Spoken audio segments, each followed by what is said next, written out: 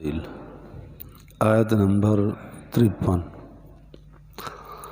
نحمدہ ونصلی علی رسولہ الکریم اما بعد اعوذ باللہ من الشیطان الرجیم بسم اللہ الرحمن الرحیم وقل عبادی یقول التی ہی احسن ان الشیطان ینزغ بینہم ان الشیطان کان للانسان عدوا مبینا صدق اللہ العظیم۔ حضور علیہ الصلوۃ والسلام کے زمانہ پاک میں مشرکین نے مخالفت کی حد کر دی، کبھی کچھ کہتے کبھی کچھ کہتے، کبھی مجنون کہتے کبھی کچھ اور کہتے۔ تو حضور علیہ الصلوۃ والسلام کو اللہ نے اخلاق عالیہ عطا کیے تھے، انک لعلی خلق عظیم، آپ بڑے اخلاق والے تھے، بڑے اخلاق والے تھے۔ اللہ رب العالمین نے حضور علیہ الصلوۃ والسلام کے واسطے سے صحابہ کو یہ تعلیم دی، امت کو یہ تعلیم دی کہ آگے والا جیسی زبان استعمال کرے تم ایسی نہ کرو، وہ گھٹیا لفظ بولے تم نہ بولو۔ حضرت عمر رضی اللہ تعالیٰ عنہ کے زمانہ پاک میں کچھ لوگوں نے ایسی زبان درازی کی تو حضرت عمر رضی اللہ تعالیٰ عنہ چاہتے تھے کہ میں ذرا جواب دوں، لیکن پھر خیال آیا کہ اس سے فساد بڑھے گا، فائدہ نہیں ہوگا۔ حضرت شاہ اشرف علی صاحب تھانوی رحمۃ اللہ علیہ بھی یہی فرماتے تھے کہ اگر فرق باطلہ، کفر کرنے والے، شرک کرنے والے محض ان کے جواب میں لگے رہو گے کام نہیں کر سکو گے، مناسب انداز سے ان کا جواب بھی دے دو اور پھر اسی میں نہ لگے رہو، اپنا کام کرو، پھر کام ہوگا۔ تو حضور علیہ الصلوۃ والسلام کو جادوگر بھی کہا، مجنون کہا، کیا سے کیا کچھ کہا۔ اللہ فرماتے ہیں کل فرما دیجئے لعبادی میرے بندوں کو، یقولو کہیں التی ہی احسن، وہ بات جو وہ اچھی ہو۔ اگر ایک گالی دیتا ہے دوسرا بھی اس کو گالی دے، اس کے درمیان کیا فرق رہا؟ یہ نمازی صوفی صافی آدمی اور وہ جاہل آدمی، اس نے بھی گالی دی اس نے بھی گالی دی، کیا فرق رہا؟ وہ تو برابر ہوگا۔ آج کل ہمارے معاشرے میں تو خیر ایک نے پتہ نہیں گالی دی یا نہیں دی، درمیان والا آ کے اس کو سناتا ہے، ایسے ایسے کہا ہے جی۔ ایک بزرگ کا فرمان ہے کہ ایک صاحب نے اسی طرح آ کے کہا کہ جی فلاں آدمی کو آپ کو گالیاں دے رہا تھا، تو فرمایا بھائی اس نے پتہ نہیں دی ہیں یا نہیں دی، تو نے تو دے ہی دی، تو جو آ کے مجھے سنا رہا ہے تو نے تو دے دی، ہے یہی کہ اس کی طرف توجہ نہ کرے۔ حضرت علی رضی اللہ تعالیٰ عنہ کو ایک آدمی گالیاں دے رہا تھا، چلے گئے، کسی نے کہا حضرت جی آپ کو گالی دے رہے تھے، فرمایا علی نام کے اور بھی بہت ہے، پتہ نہیں کس کو دے رہے تھے۔ حضرت ابو ایوب انصاری رضی اللہ تعالیٰ عنہ کو ایک آدمی گالی دے رہا تھا، تو وہاں سے تشریف لے گئے تو فرمانے لگے ارے بھائی میں نے ایک وادی پار کرنی ہے، اگر میں اس وادی سے پار نکل گیا، پل صراط سے اس سے میں نکل گیا تو تیری گالی کی مجھے کوئی پرواہ نہیں، خدا نہ خواستہ اگر میں اس میں پھنس گیا تو اس سے بھی زیادہ کا مستحق ہوں۔ بات یہی ہے کہ ہم اپنی طرف دیکھتے نہیں. ہم تو یہی کہتے ہیں نا کہ تھپڑ کا جواب مکے سے، اینٹ کا جواب پتھر سے دیا جائے. ٹھیک ہے، جب کوئی مقابلہ ہو، جہاد کا موقع ہو، دینا بھی چاہیے، لیکن باہر بات نہیں نکلتی، میوں میوں کرتے ہیں، گھر ایسے نڈر ہوتے ہیں جیسے بس کہتے ہیں گویا امریکہ سے جہاد شروع ہو گیا. یہ اشر ہوتا ہے. تو اچھی بات کہے، لہجہ اچھا ہو، نرم ہو، بات اپنی پکی کر دے، مسئلے میں نرمی نہ ہو، مسئلہ صحیح صحیح سچ بتائے، لہجہ نرم ہونا چاہیے، بجا ہو. کل فرما دیجئے میرے بندوں کو کہتے ہیں التی ہی احسن، کہیں وہ یہ جو احسن ہو. ان الشیطان ینزغ بینہم، بے شک شیطان فساد ڈالتا ہے ان کے درمیان، رکھنا ڈال دیتا ہے ان کے درمیان میں. شیطان خیال آتا ہے کمال ہے، تم اتنا گر گئے، وہ یہ کہہ رہا تھا، تم آرام سے بیٹھے ہو، اٹھو نا، اس کا مقابلہ کرو، کل کے سر چڑھائے گا، یہ تو یہ ہو جائے گا، وہ ہو جائے گا. ان الشیطان کان للانسان عدوا مبینا، بے شک شیطان انسان کا کھلم کھلا دشمن ہے. جو دشمن ہے وہ خیر خواہی کیسے کرے، تو ہے ہی دشمن. ایک بزرگ کا واقعہ پڑا ہے کہ وہ سو رہے تھے ایک دیوار کے سائے میں، شیطان آیا، اس کو جگایا کہ اٹھو، یہ دیوار گرنے والی ہے، ایک طرف ہو جاؤ. وہ اٹھے، 2-4 قدم ہی سائڈ پہ گئے تھے، دیوار گر گئی. وہ فرمائے لگے کہ تو کوئی فرشتہ ثابت ہوا میرے لیے، کون ہے تو؟ میں نے کہا تیرا کام ہو گیا نا، تو مجھ سے نہ پوچھ. کہتے بتا تو صحیح.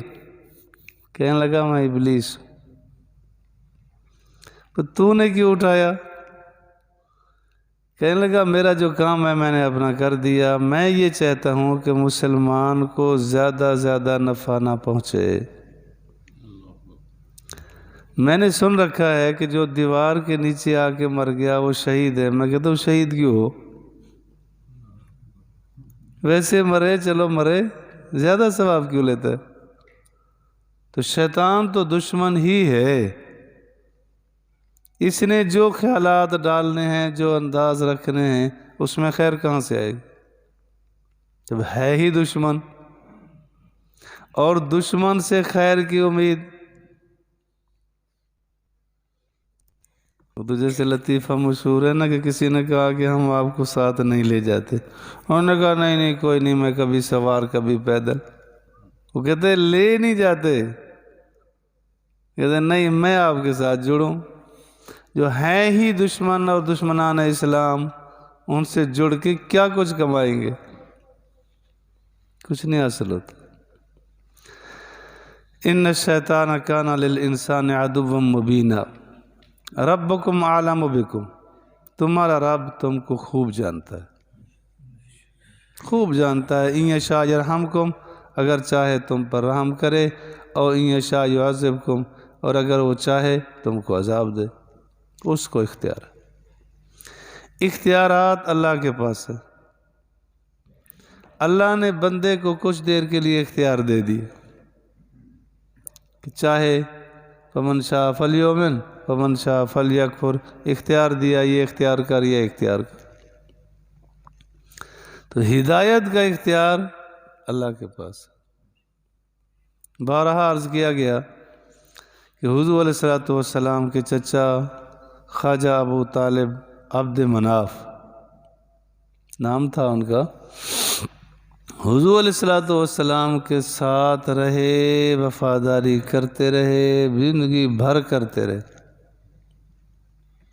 لیکن تھے کفار کے گروپ میں. حضور علیہ السلام نے کتنا کلمے کی ترغیب دی، نہیں مانے. آخر کفر پر موت آ گئی. حضور علیہ السلام کو اللہ نے تسلی دی، انک لا تہدی من احببت ولکن اللہ یہدی من یشاء، کہ اختیار ہدایت کا میرے پاس ہے، جس کو میں چاہوں ہدایت دے دوں، جس کو چاہوں ہدایت نہ دوں۔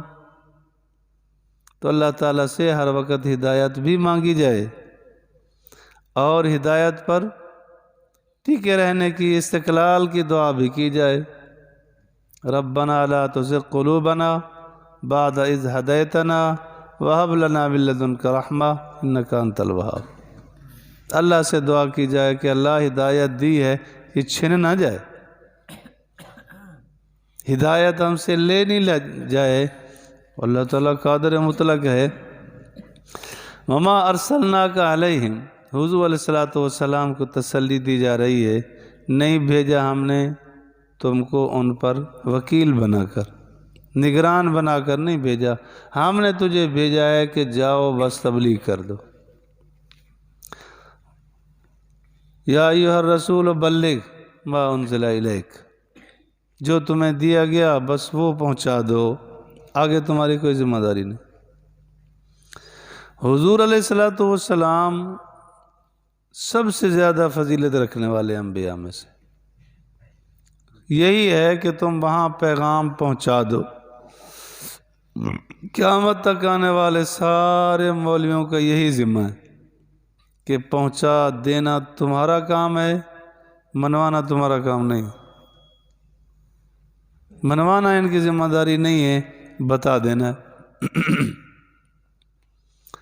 اب روزانہ واعظ و نصیحت ہو، سنتا رہے، آگے والا نہ مانے، یہ کیا کرے گا؟